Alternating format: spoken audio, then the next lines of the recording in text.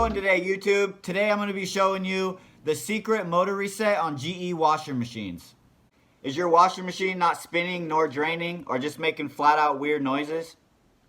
So washer machines that use the Hydrowave system do not have a transmission.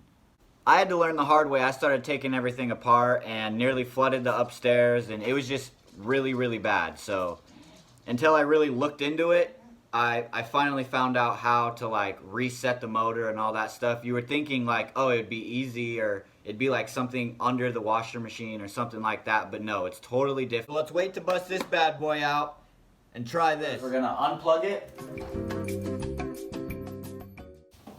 And you're gonna wanna plug it back in.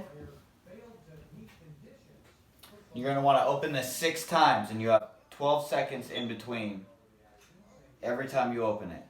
1, 2, 3, 4, 5, 6. Drum roll, please.